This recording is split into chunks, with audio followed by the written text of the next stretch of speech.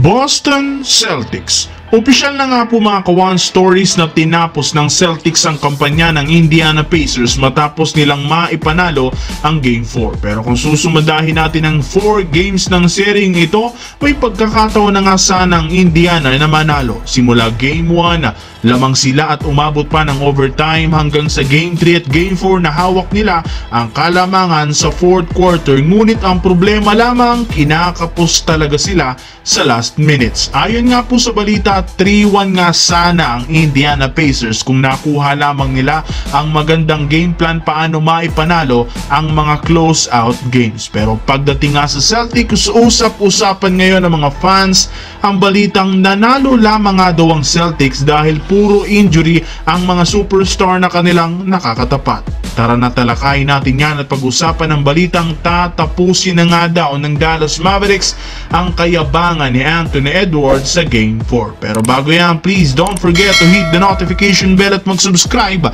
sa aking channel. Unahin natin ngayon ang Boston Celtics mga kawan stories dahil nga naipanalo nila ngayong araw ang Game 4 kontra sa Pacers.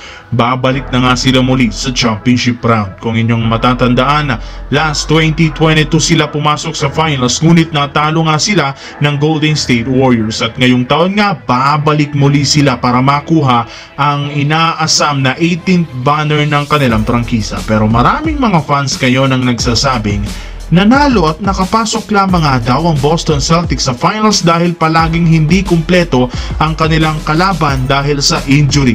Simula first round kontra sa Miami Heat na walang Jimmy Butler, second round kontra sa Cleveland Cavaliers na walang Donovan Mitchell, at East Finals kontra sa Indiana Pacers na walang Tyrese Haliburton. Ayon nga sa ilang posts sa social media, napakadali nang naging daan ang Boston Celtics ngayong taon papunta sa finals.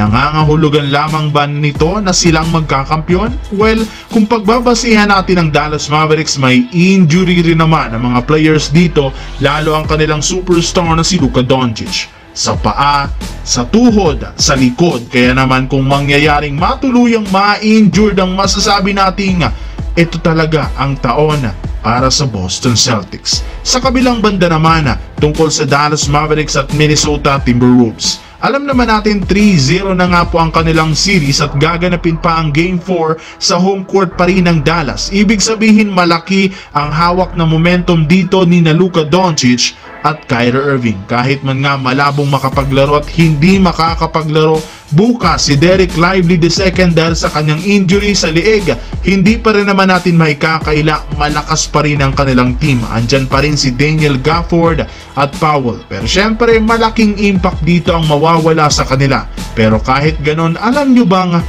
14-0 pa rin ang record ni Kyrie Irving sa close-out games? Undefeated pa rin mga kawan stories. Ibig sabihin hindi pa ito nagpapatalo o natatalo sa mga close-out game at may chance ang gawin niya itong muli sa 15-0 kapag nalaglag na nila sa Game 4 ang Minnesota Timberwolves. Pero salungat rin naman sa sinabi ni Anthony Edwards na gagawin niya ang lahat para umabot pa sa Game 7. Well, medyo mahirap yang gawin mga kawan stories dahil wala pang nakakagawa nito sa history ng NBA. Pero kayo mga kawan stories, tatapusin na nga ba ng Dallas Mavericks ang Minnesota Timberwolves sa Game 4 o mapapwersa pa ang Game 5? I-comment nyo lamang sa baba ang inyong opinyon at tatalakayin natin yan.